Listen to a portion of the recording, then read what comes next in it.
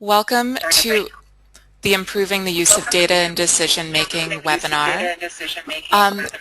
We have a special guest with us today, Tara Nutley, who works for Measure Evaluation and for Futures Group, has been working with our Lesotho office as well as doing an assessment of the DC office over the past year or so. And she and Harriet are here today, assuming that Harriet doesn't continue to have technical difficulties, to tell us about using data for decision-making in general, as well as about the specific experience of the Pact Lesotho office. So please feel free to raise your hand and ask questions during the presentation if you have any questions. There are a couple of ways that you can ask questions. One is to raise your hand, and somebody will notice and unmute you and let you ask your question verbally. Another is to type a question into the question box. Tara, can you mute yourself, please? I think everyone's hearing an echo. Okay, thank you. So if you would like to ask a question, please type into the question box, which I see many of you have figured out how to do already. Or you can type something into the chat box so that everyone can see it, or so that just one of the organizers can see it. Or you can raise your hand and ask a question verbally. Okay, so now I'm going to turn it over to Tara, and she'll take you through the framework that she's been working on with Measure.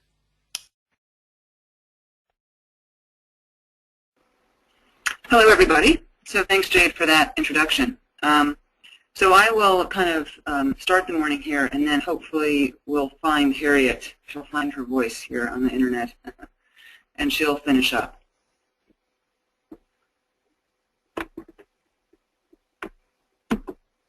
So what I'll do, I'll start with a quick background of kind of how Pact and Measure Evaluation got together. Then I will give you an overview of what we refer to as the we prepare reports. That's an important part of receiving government funding. We also sometimes disseminate those data perhaps in some sort of oral way at a meeting, at some type of presentation. And that's what we consider data availability. But on Measure Evaluation, we really focus on this box because we don't consider reports or dissemination really as data use. Obviously, making data availability is a precursor to data use. But here in this box, we stress really understanding who your data users are, identifying them, identifying what their information needs are, so the information that they need to make decisions, and then synthesizing, packaging, and communicating data specifically to those different audiences in formats that they understand and can relate to. And if we do that well, we move down the cycle again to the blue box on the right,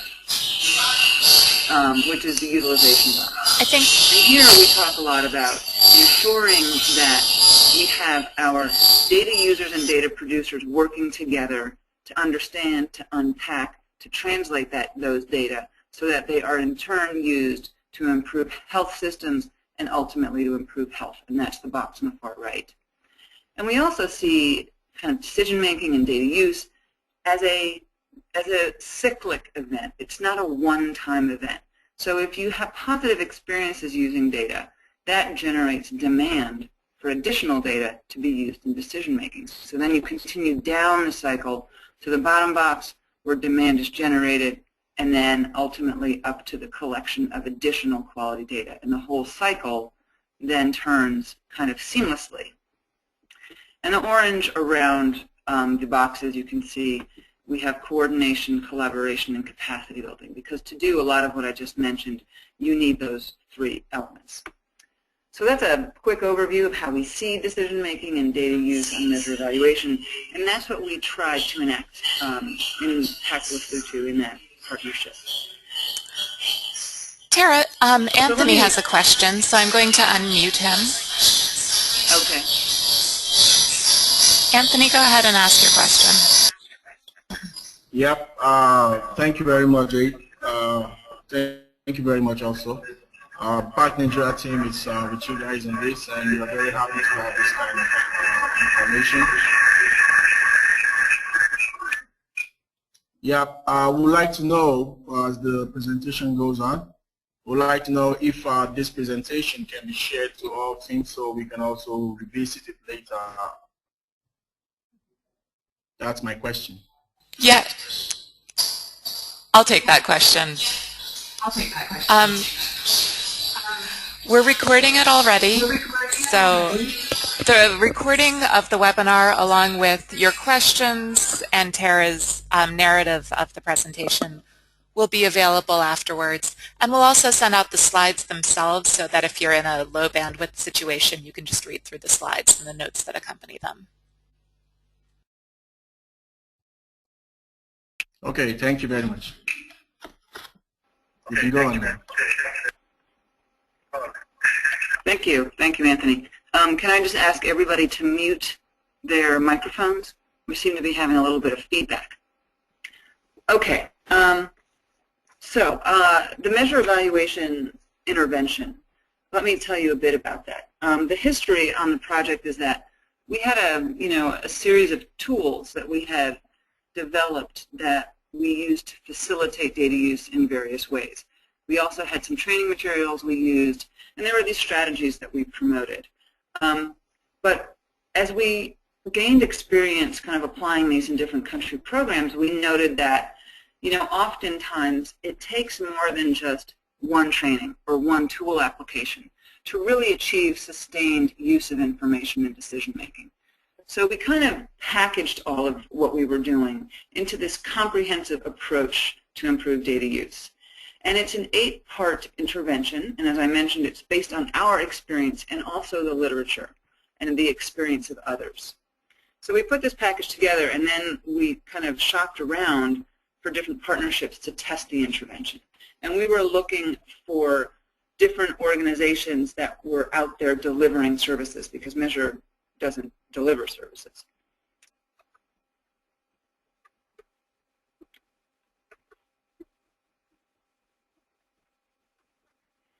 So when we were looking for partners, we had some criteria. Number one was a service delivery organization, as I mentioned, one out there in the different countries delivering services, an organization with significant scope. So what I mean there is we were looking for a large organization that had kind of geographic diversity, because at the end of the day, we were hoping that if this organization had a good, positive experience applying this intervention in one country setting, then they would potentially diffuse it and spread it to their own other countries, and we would kind of get a bigger impact that way. We were also looking for an organization that was committed to improving their M&E systems and really had a strong foundation in place for M&E, because a lot of data use is you got to have data. You got to have good quality data. So we needed a country that was really committed to doing that. And lastly, we wanted an organization that had both headquarters and country program commitment. We wanted an experience where those that were involved were really engaged and wanted to do this. We didn't kind of want to force feed this to anybody. And we came up with 4 partners, Pact Worldwide, yourselves, also Catholic Relief Services, CRS, the Family Guidance Association of Ethiopia, that's the only partner that was country-focused, and also Packard Foundation. And of course, today I'll talk about Pact Worldwide, but what's interesting is some of the lessons learned that I'll talk about at the end are shared across the different experiences with other organizations. So let me talk about the intervention itself. So the intervention has, as I mentioned, 8 components. So I'll walk through each component. The first one is to assess the data use context. Without information on what is currently happening, it's very hard to improve it. And if you look around out there at all the assessments that exist, particularly in the field of M&E, very few of them delve into the data use context. They focus more on what do the indicators look like? Do we have data collection tools? Do we have an M&E framework? But very rarely do they look at what we consider to be the data use context, which isn't just M&E, it's also kind of the program domain. What's happening in the program domain in terms of program management and program development, because that's really where data use happens. So we have some assessment tools that we use to do this.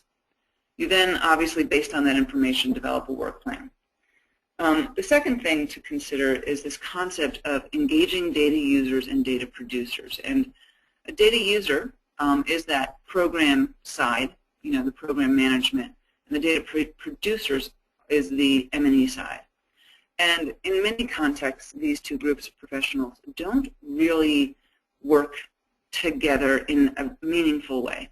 They will work together to get their reports filled out and the data collected, but we're talking about something more meaningful where the data users will work with the producers so that they're collecting the information they need to make decisions.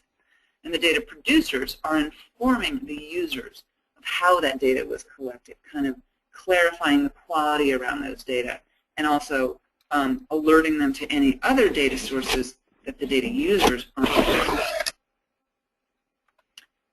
Next is identifying information needs. This is really important. In the context in which we all work today, particularly if we're funded by PEPFAR, there is a lot of data out there. We are kind of drowning in indicators and data. And it's very challenging to understand where you're supposed to start if you're going to improve the use of data. So we focus on this concept of figure out what it is you need to know. Once you have done that, then you can go back and find the data to inform what it is you need to know. So we try not to focus on the data, but more on the questions about programs or decisions that programs need to make. Next is to improve data quality. This is a traditional M&E element of an intervention, but we highlight it here too because without quality data, there really isn't confidence in the data and people don't use it. Next is improved data availability. I talked about that when I was showing the kind of the framework, that circular cycle. Data availability, we define that as access to data, synthesis of the data, and then communication of those data. And we improve this area through kind of segmenting your audience and understanding what the different audiences need to know, and then packaging those data in an appropriate way for those audiences. Next is to build capacity in data use core competencies. We define the core competencies as data analysis, data interpretation, data presentation, and data communication, and of course data use. These are skills that aren't usually taught. If you think about an M&E course, your whole week there will be around developing indicators and M&E frameworks. Very little time is spent on those other elements where you really might look at those data, analyze them, talk about them, figure out how best to present them. And even in training for clinical or management staff, the focus is on the delivery of services and not on the use or the analysis of information. So these are skill sets that need to be built on both sides. This next one, strengthen an organization's data use infrastructure. Here what we're talking about is if we are asking individuals to do different things in their work, they need to be supported by their organization to do that. There need to be standard operating procedures or guidelines that can guide them through this new set of activities. There need to be regularly occurring meetings, perhaps, to discuss what's happening or to discuss the actual data themselves.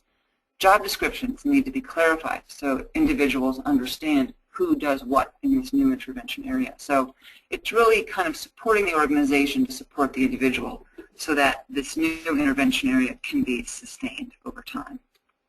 And lastly is to evaluate what we do. If we're promoting a new intervention, we need to know if it works. If it works, we need to communicate those successes to those that are funding us and those that are supporting us to do what we're doing. So there's a kind of a quick overview of the 8 intervention areas.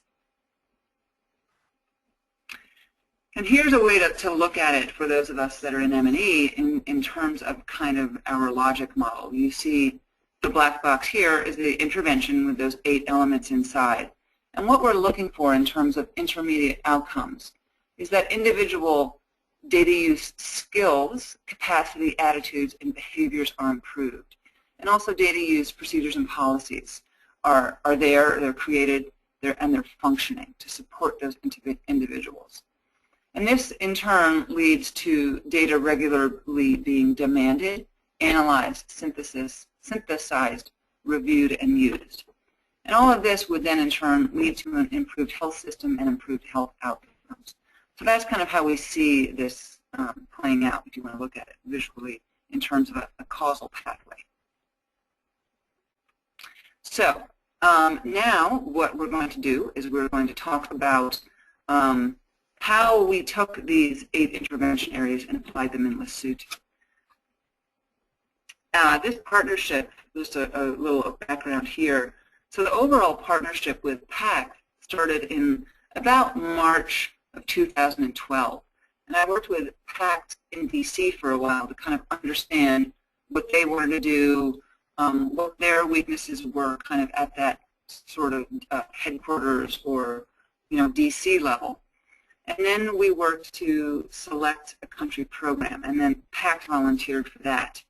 I did an assessment in DC, kind of about global issues, which I won't be talking about today, but these 2 bits of information is what Pact is using. I know they've recently revised your M&E standards, and a lot of what we found in the DC assessment and also the Lesotho assessment kind of helped a bit to inform some of that thinking in there. Okay, so Pact Lesotho, I worked a lot with Harriet, who I hope is on the line finally. We'll find out in a minute. And it was last, gosh, I think September of 2012 when I finally managed to get out there.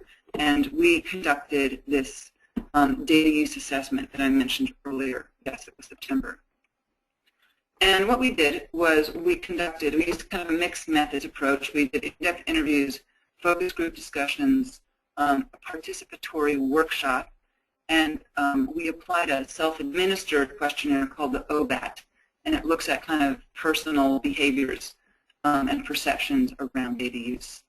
And at the end of the day, 47 individuals were interviewed or helped us to collect data, and they were from 5 of the NGOs that Pact supports, because they support more than that. But we kind of selected a sample that was somewhat representative of things we wanted to look at. And also, of course, Pact staff themselves. And the findings were used to develop a data use strengthening work plan, which we were able to finalize in 2012. Well, unfortunately, so November 2012, we finalized the work plan, and then December came, and that was the holidays, and we just started to implement a little bit. The plan was really to start implementing in January.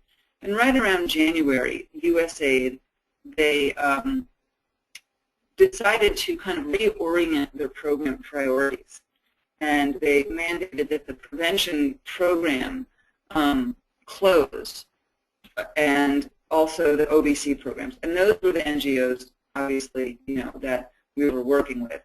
And so as of the end of January, they said the prevention programs needed to close in June and the others in August. So Pact kind of immediately went into closeout mode. So by default, there was a reduction in the data use strengthening work plan. Kind of unfortunate. We could have achieved much more had we the time, but as one can imagine, priorities had shifted and staff had to kind of work on closing out instead of expanding data use. So with that in mind, we'll talk about what we were able to achieve.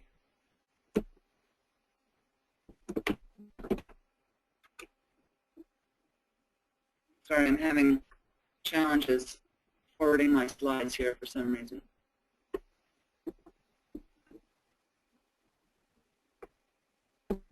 Okay. So the way we'll do the next kind of half of the webinar is Harriet here? Jade? It's not online. Huh. Okay.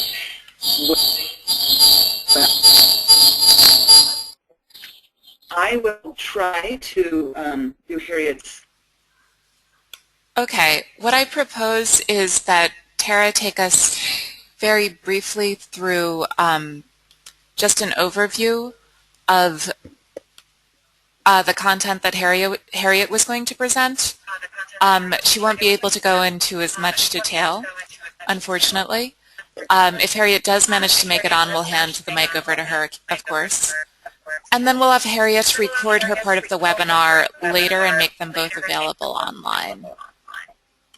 Great. Tara, does that sound okay to you? Yeah. Jay, do you want me to go through all the slides?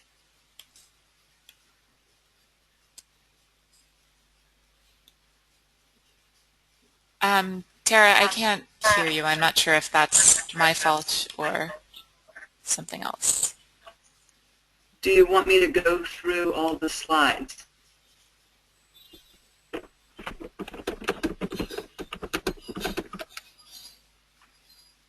All right. Well, I will go through all the slides in the absence of Jade being able to hear me here.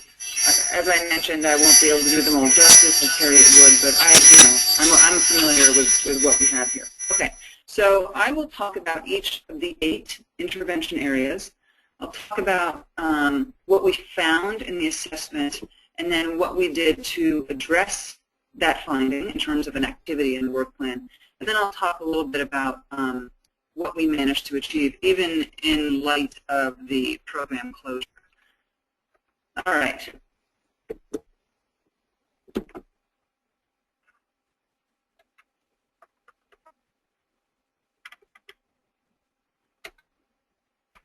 Bear with me, my slides are not forward.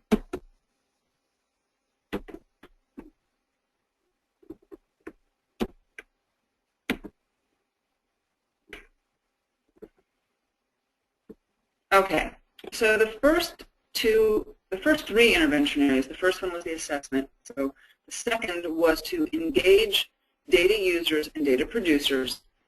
And the third was to identify information needs. And I will talk about these 2 together because they really kind of reinforce each other.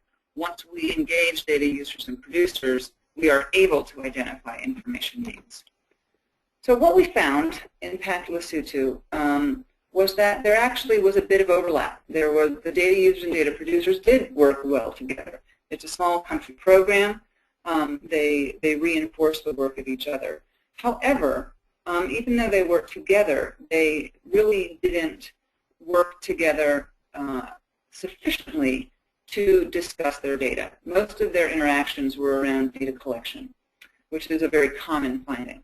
So what we wanted to do was this overlap here where they were working together is we wanted to increase that. We wanted to have more meaningful interaction between these 2 types of individuals. So what we did, you'll see this table, the activities on the left and the progress on the right. The first thing we did was we applied one of the tools that Measure Evaluation has developed for improving this interaction and for identifying information needs, called the Framework for Linking Data with Action. And what this does is it helps a group to identify their priority questions that they have about their programs. And then they find the data to inform those questions. And you use it kind of as a management tool to follow and support the process of data use. And at the end of the day, the Pact team couldn't really do this. They were focusing on the closeout. However, they did work with 2 of their NGOs to apply and use the tool. And what's interesting is that this one-time application of the tool resulted in program improvements for both NGOs. Because, for example, in one of the programs, they discovered that their OVC were not receiving the full complement of services. They were only, I can't remember which one they were receiving, but they went and dug a little deeper and discovered that the volunteers did not feel comfortable providing services to the caregivers, only to the children. So that was rectified, and then suddenly the caregivers started to receive the services that they needed. So here was a perfect example of the kind of application of a small sort of intervention piece really helped to facilitate not just the use of information, but also improve a program element. Now this next one here, implement qualitative studies. We had a focus on, because through the assessment we discovered that Pact was doing a great job with their M&E data, but they were lacking data that helped them to understand the why behind their programs. The M&E data shows us what's going on and where, but it doesn't really tell us why. So we identified a series of qualitative studies for them that they could embark upon, but obviously these were canceled because the program closed.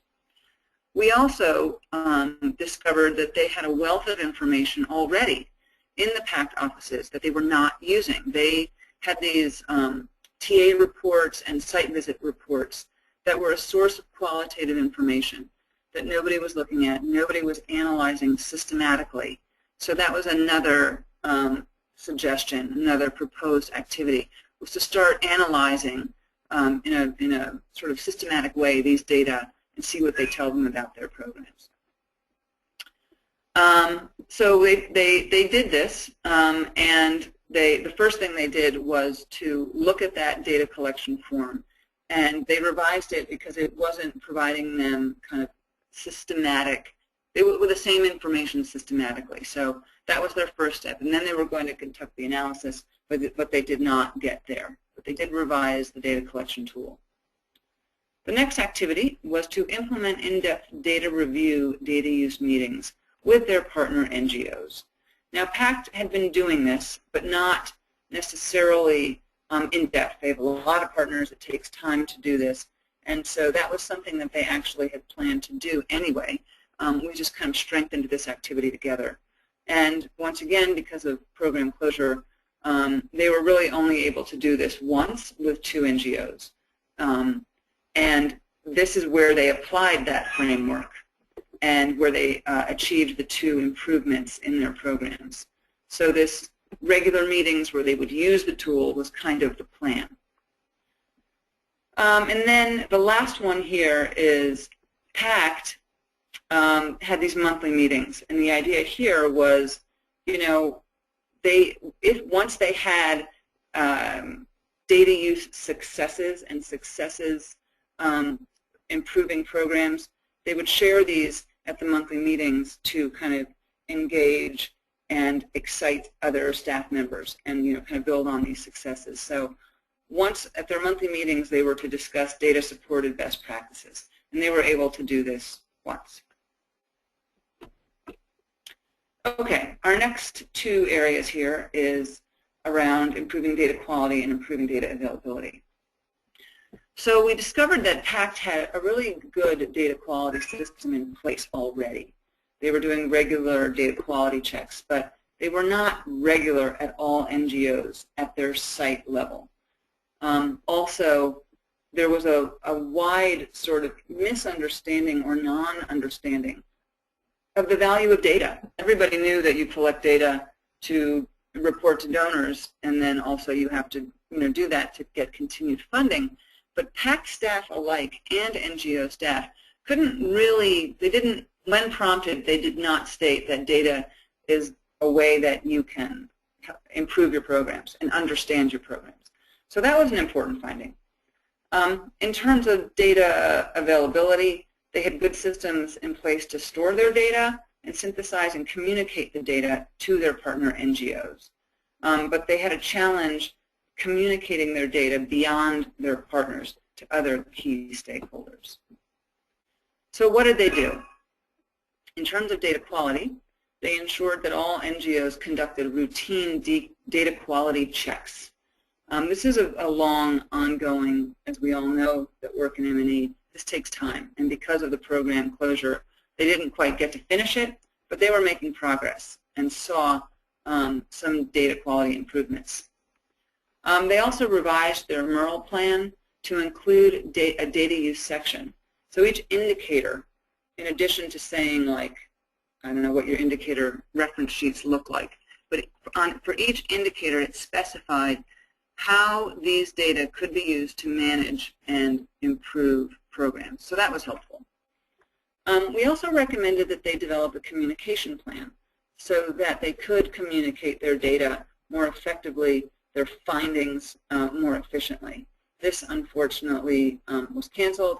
However, we did prioritize and say, okay, we can't plan to reach multiple audiences, but let's plan to reach one. And they developed a tailored communication two-page product that kind of summarized their program, and that they used to communicate to their key stakeholders. And we also recommended to develop an annotated bibliography of non-Pact data sources. So this comes back to understanding the why behind programs. There are sometimes data out there that can help us understand what we do. There might have been a recent survey of OVC or something similar. But frequently, we don't know this. We don't know that these data are available. We don't know how to access them. Now, in this case, it was the country director who sat on a research committee at the national level. And so we decided that he would, with help, put together and keep updated this kind of resource list that staff could use in their programming. However, that one was canceled as well. But the point here also, even though many of these activities were canceled, I hope this is giving you an idea of what a comprehensive intervention might look like. The next area was around capacity. So what did we find? We found that NGO and Pact staff have varying skill levels in data use core competencies, the competencies I mentioned earlier. Pact had some strong ones, as you can imagine. However, the NGOs were weaker in these areas. Also that staff, as I mentioned before, have varying understanding around the value of data to program improvement. And kind of across the board, staff lacked advanced skills in outcome and impact evaluations, skills that you need to better understand program performance. And in this area, we also identified this kind of weakness in qualitative data analysis skills as well. So what did we do? Well, the first thing was there's a measure evaluation online data demand and use course. It takes about 2 hours to take, and we recommended everybody do this to help kind of clarify that issue of why data is important to you and your programs. And we got quite a few people to take this course at the end of the day. Also, we developed a new kind of measure evaluation training called Understanding the Why Behind Routine Data, Qualitative Research Skills. And this was specifically designed to respond to that weakness we found within Pact, where staff had all these data sitting around through the TA reports and the site visit reports, but they didn't necessarily have the skills to analyze them. And also in terms of going out and doing their own new qualitative investigations, they just didn't have the skills. So we developed this training. I was out there. We trained quite a few people. The next idea was to implement a training needs assessment to look at those core competencies, to look at analysis, interpretation, presentation, and communication, and then understand who needed what, and then train the appropriate staff. That was canceled. Our next area is the one I mentioned where we wanted the organization to have the correct supports so that staff could actually implement and sustain implementation of this new intervention. We found that there was nothing really out there in terms of organizational supports around data use. There was no strategies, there were no tools, things weren't institutionalized. And the roles and responsibilities for using data were unclear to Pact staff. Who was supposed to do what? So the first thing we did was we developed a data use policy to outline the new data use intervention and the systems that we had put in place that I mentioned earlier. And this was a really important activity because even working You know, a lot of my day-to-day work was with Harriet, the M&E. Harriet, I believe, is the senior M&E advisor. And she was excellent and completely bought into this process. And so was the country director. But it wasn't really until we kind of spelled it out as a system and what reinforces what and how the pieces fit together that the country director was really like, wow, that was it's so helpful to see it that way.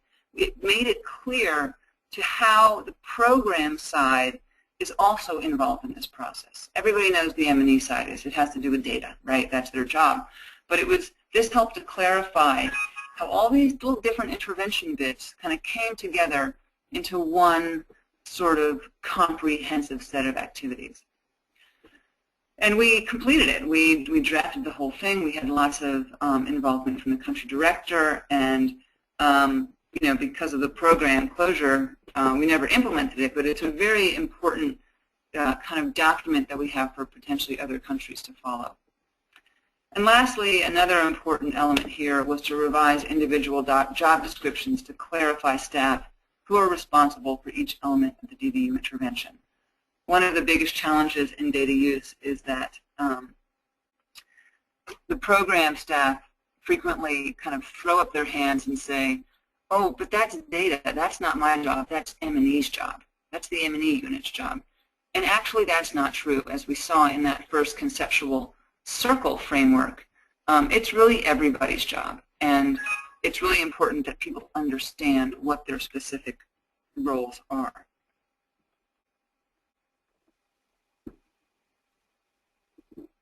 One minute. Okay. However, we never obviously got to changing job descriptions because that wasn't a priority anymore. So that's kind of the quick overview of what we did. Now, you might ask, what lessons can we learn considering so many things got canceled or curtailed? We actually learned a lot. First, the first one's rather obvious. In order to do something of this nature, you need time. We initially planned 10 to 12 months of a time period for the intervention to be implemented, to go through that full work plan. And we only had about 4-ish, I guess, maybe 5, about 4 months. And during those 4 months, people's attention was elsewhere on the closure. But had we had that full amount of time, I really think we could have achieved a lot more. But what we did learn in that short time was that it's really important to have staff that are dedicated to this intervention. It's new, it's substantial. It's not going to happen on its own. You need specific people, you need their time, and you need money. Also, another important lesson learned is this has to be a shared responsibility. It's not just the responsibility of M&E. This really, as I just mentioned, is kind of the crux of what we're seeing, not just in Lesotho, but also in the example in Ethiopia and the example with CRS, which is in Ghana, is that if we can really get this interaction of staff to be more meaningful around data, we'll see success. Next is an organizational commitment to strengthening data demand and use, which kind of follows right on the heels of shared responsibility. You need the organization to have policies in place and tools and specific meetings and specific guidance so that these things can happen. And lastly is leadership. It's really the leaders who are going to make this all happen. And so we need to support them. And they need to support their staff in their new job functions and in the new kind of operations of that are involved in implementing something like this. So those are kind of the lessons learned. It's also interesting that, you know, we found that even though there were so many sort of cancellations in the work plan, we still did manage to see improvements in 2 programs through our intervention because of our more rigorous, more in-depth, and more systematic review of data with those 2 NGOs. So it's also interesting to see that, you know, I talked about time and staff and all these big things, even in that one instance, which was kind of a small bit because we couldn't do all we wanted to do, we still saw success. So it really is more about kind of dedicating the effort and having, kind of even sometimes lots of time and lots of staff. So those were the key lessons learned. Now, the next question probably is the kind of the so what for you all out there listening to this. And so it sounds interesting. What if I wanted to do it myself? How would I go about that?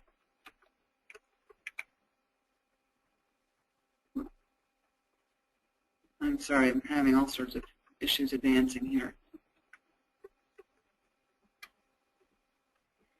Okay, so what does this mean for other Pact programs? What would you need if you wanted to do this? Well, the first thing is really kind of a follow-on from my last slide. If you want to do this, you need commitment. You need to be willing to take on something new. You need leadership, you need staff, you need some money, and you need time. Now, most of what Harriet and I did together is all available on the Measure Evaluation website. All of the materials, the tools, etc., the trainings that we use are available. If they're not, they're available through Harriet and I. And Harriet was obviously fundamental to the success of this intervention. And, we worked a lot together, and she, was great and understands how one goes about sort of implementing something like this. And she's always available to provide to TA, potentially in person and even remotely. And I'm also available as well. I've put down here the Measure Evaluation website where you can find a lot of this stuff. So you can go there and kind of peruse through what we have available. Now I think now we are going to have some time for questions, potential discussion, anything you want to clarify. Is that right, Jade? Yes. I realize that if we do questions, we'll go a little bit over, but I hope that those of you who have questions are able to stay for a few extra minutes and go ahead and ask them.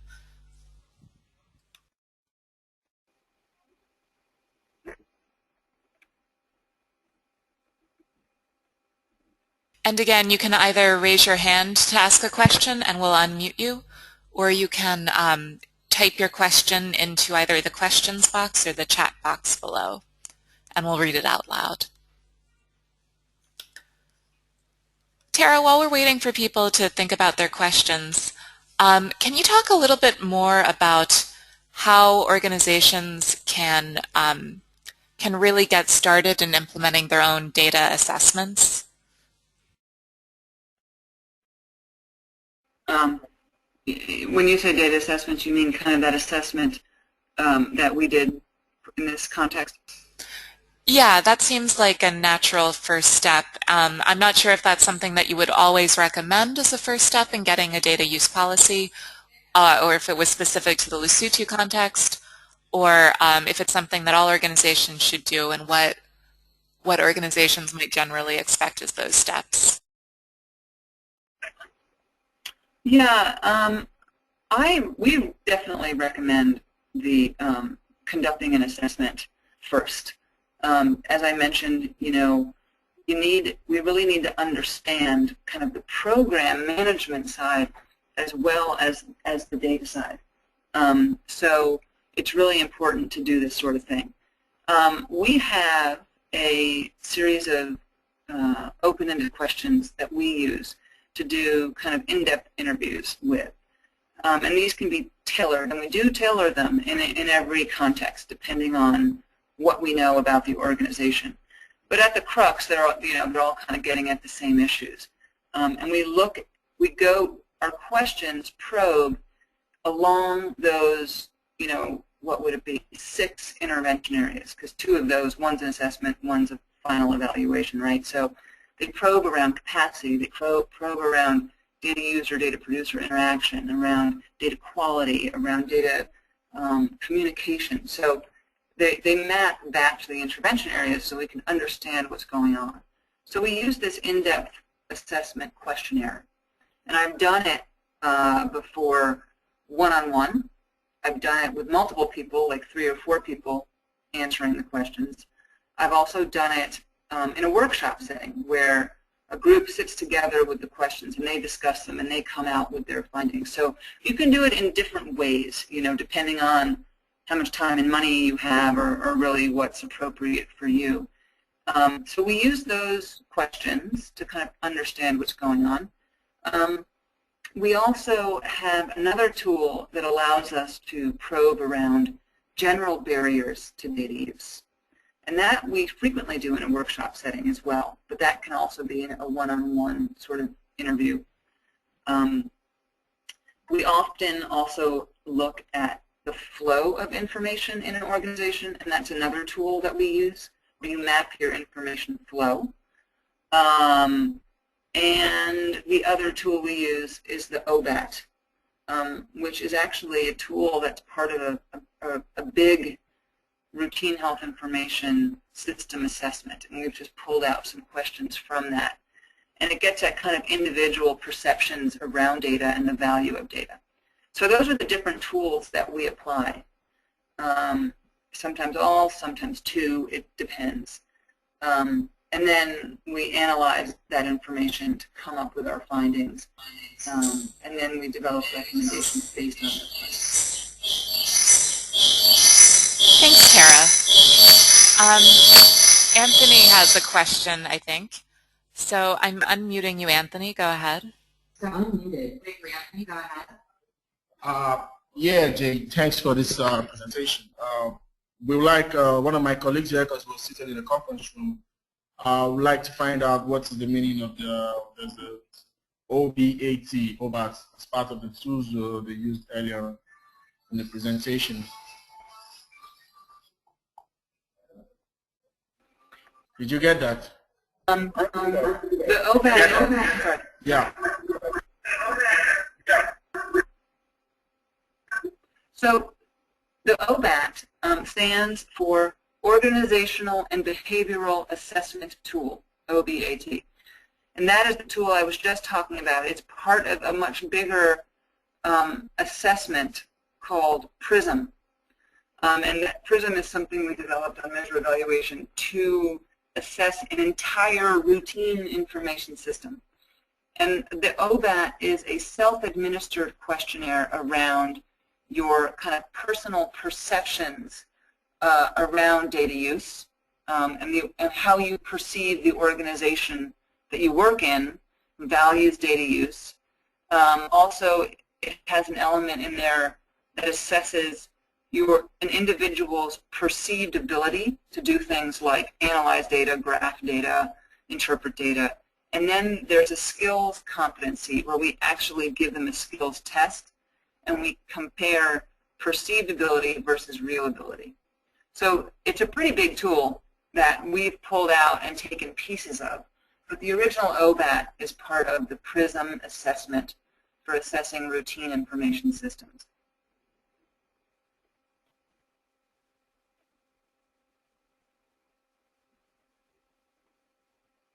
So I hope that was helpful.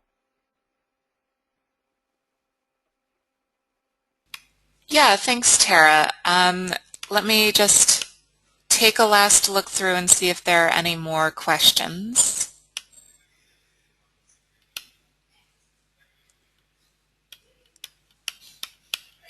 Okay, I have quite a long message from Dennis here.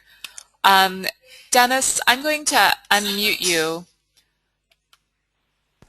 All right, Dennis, you're unmuted if you'd like to make your comment out loud instead of typing. Yeah, thank you. I'm Dennis from in Cambodia currently, and I do have to applaud your team for working under these adverse conditions with the closure of a program. And I have to say, or I expect that there will have been an impact of program closure in the answers that you would be getting, or the mood that you will be getting when you're doing interviews. And I wonder whether you noticed that, and whether or not in certain ways you alleviated the impact of program closure.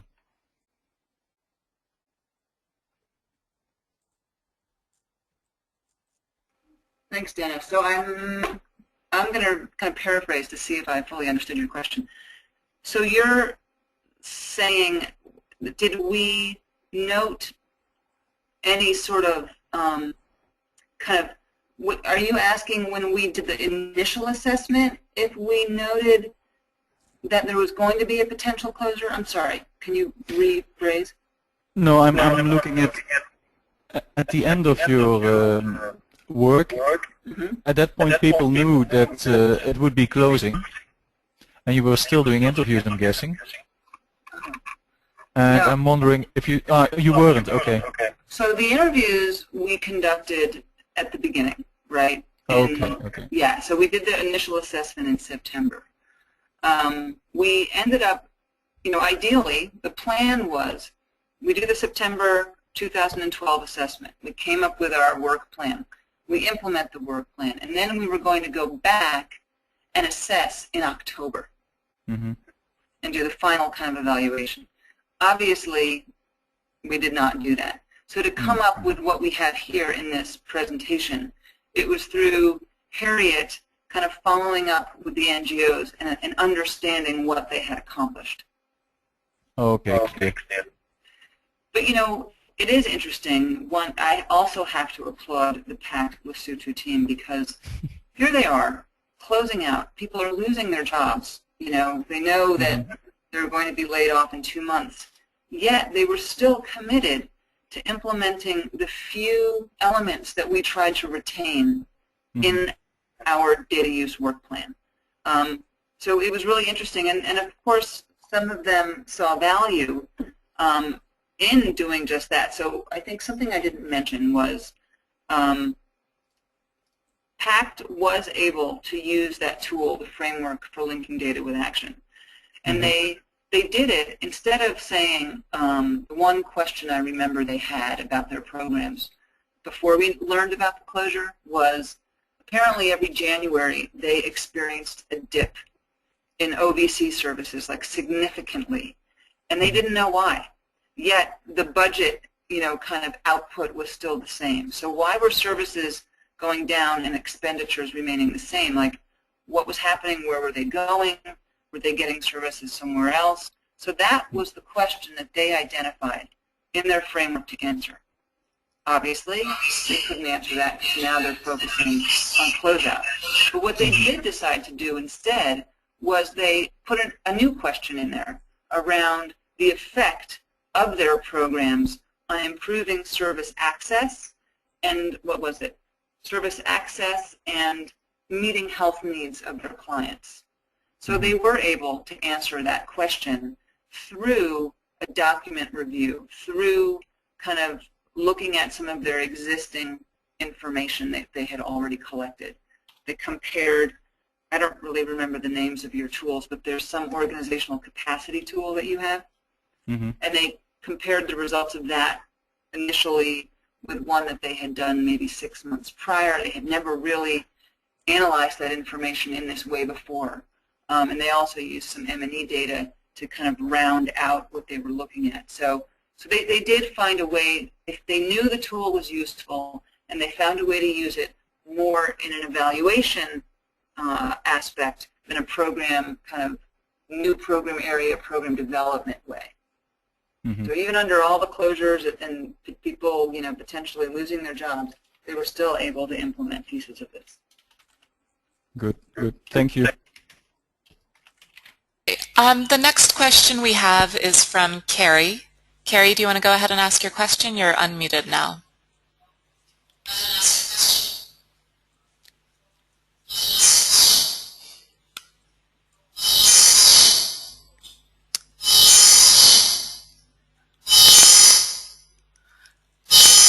Okay, I'm not hearing anything from Carrie. Yeah, hi. Can you hear me? Yes. Yeah. Hi, can anybody hear me? We can hear you, Carrie. Okay, great. Laura, thanks first of all for putting this presentation together for us and for all the work that you've done on this over the last more than a year now. and as Dennis said, working in very adverse conditions. My question to you, your last slide was the kinds of things that we need to do to take this forward as Pact. But given what you know, if you had to pick just 2 or 3 things that we could push on to take this conversation forward, what would those be? Thanks. Okay, so you were really fuzzy there, but I think what you asked was, what are the 2 things you would recommend if a country was interested in doing this? And I'm assuming you mean the 2 initial things to just get it started. Is that correct?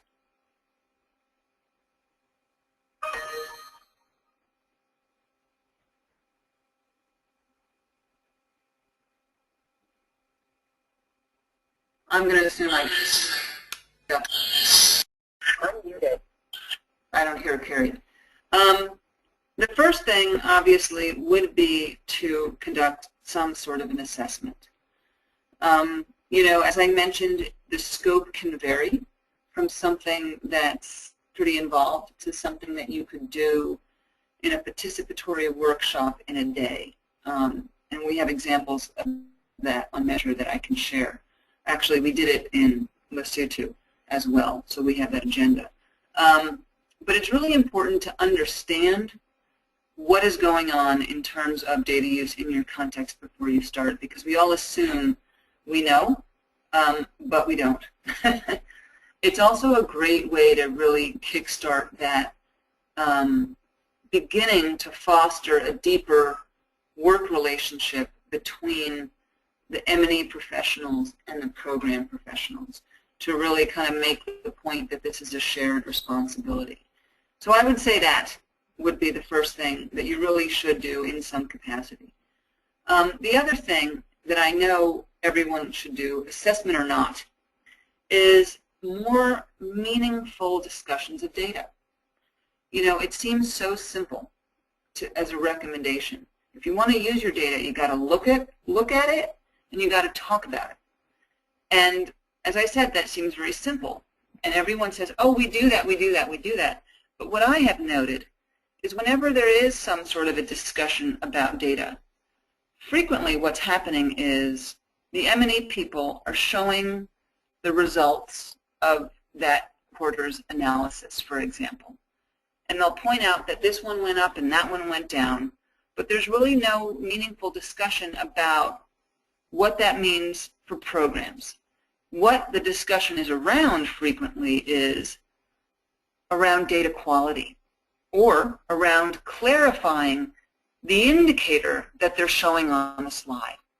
So, for example, we're showing a slide around PMTCT service delivery, and the discussion will be around, so does that include women that are coming back for a second dose, or is that just the first women coming in? Or is that women that are coming in all women or just the positive women? So there's like, the discussion is around clarifying the indicator, not around what the indicator's saying. Or it's around, well, I know that District X was late this year, this quarter. So I know that those data aren't representative of everybody. So that's why it's off. So like, I don't know if this is ringing true to the rest of you that are listening, but this is something I see all the time. So you need those discussions. That's fine. But you also need to just carve out time to understand the why, understand what's happening. If the data aren't sufficient to tell you the why, you need to figure out the why and come back and then rediscuss that specific finding. So it's a more sophisticated kind of deeper dig into the data that you collect routinely. Okay, thanks, Tara. The next we're just going to have 2 more questions in the interest of time.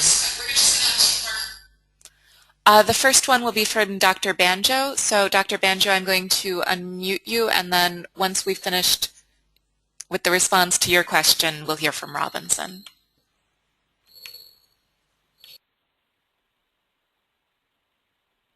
Dr. Banjo.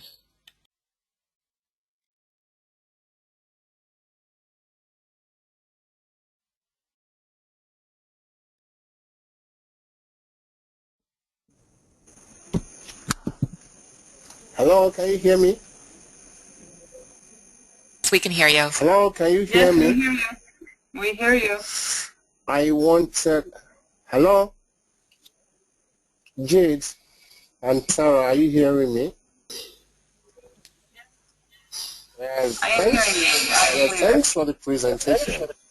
I was only wondering whether when the questionnaire and assessment, okay, yeah, I was wondering when the assessment was done to Pact in Lesotho and to their projects, whether you could, I know you can do it to the same project, but to other projects, I mean, maybe not within any other organization. But is there any need, do you need to modify any of the tools, or is there any way, I don't know how to frame the question in such a way, that you can get meaningful M&E issues to be resolved? Say if you modify the tools. Did you get my question?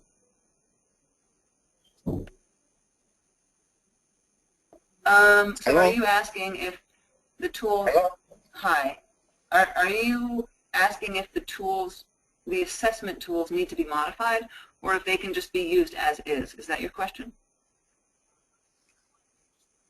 Yeah, exactly. Maybe this is a personality type of mine, but I believe everything needs to be modified because every context is just a little bit different.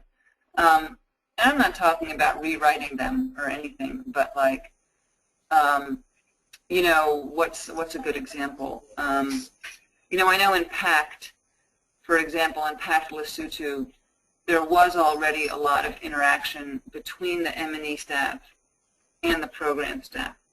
And so we ask the questions differently. In some organizations, it's very separate, like they very rarely talk to each other or work together. But then again, in some organizations, the program, it's such a small organization that program and M&E functions are the same person. So like there's just programmatic differences that if you picked up the tool we used in Pact and tried to use it in a context where the M&E and the program job is one person, it wouldn't make sense to ask those questions that way. So there's just some small kind of modifications that I think you do need to do. Okay. Thanks. Thank you. Thanks for your question. Yeah. Okay. Thanks, Dr. Banjo. The last question today is going to be from Robinson. Robinson, do you want to introduce yourself to everyone and go ahead and ask your question? Thanks, Jade. Like Jade said, my name is Robinson Chikoire and I'm from Zimbabwe. First of all, I'd like to thank the team that made the presentation possible. My question is a brief one. You had a number of lessons learned from the process, but I was wondering if you came across any challenges related to using data for decision making and the challenges that are also related to maybe the donors' positions.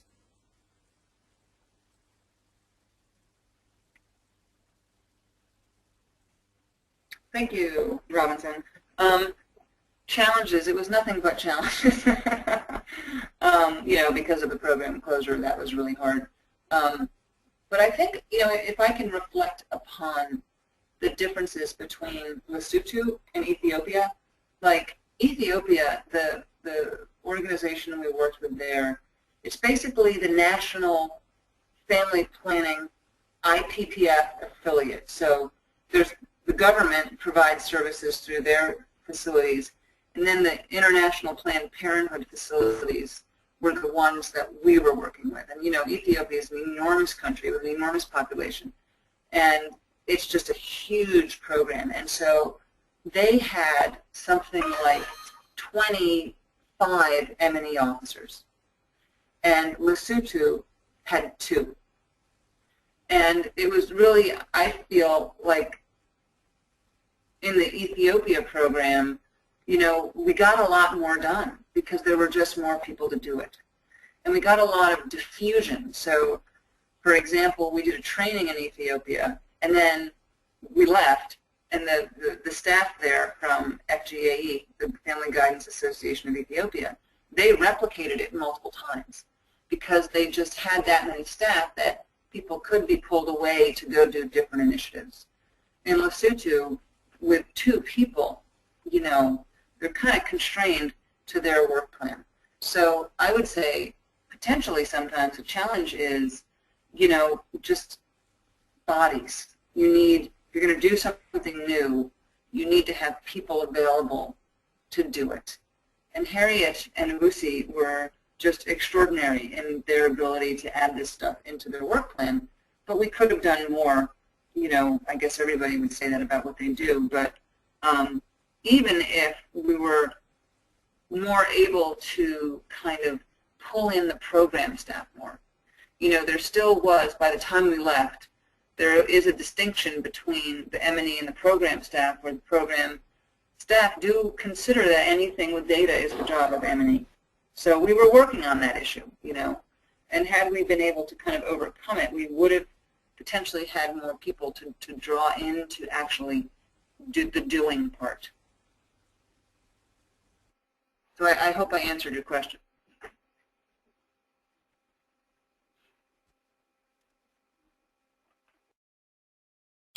Okay, thank you, Tara, and thank you so much everyone else who was able to bear with our technological difficulties and join us today.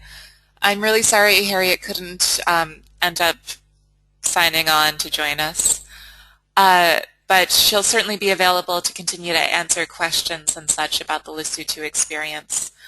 Tara's put up the contact information for joining the Data Usenet. Do you want to say a word about what this listserv is? Yeah, so real quick, this is a listserv that I moderate, and I send out probably 2 kind of emails a month maximum, where I share kind of new thinking around this topic, any resources, any upcoming events. And so if you're interested in that, please sign up, because I do find some interesting things that I think would be relevant to Pact. I also want to repeat this webinar for the Data Usenet members. We have about 1,000 members. It's also an interesting place where if you have a question, you can ask it to the community, and people will kind of give you their advice as other people interested in this topic. So it's just kind of a community of practice around data use.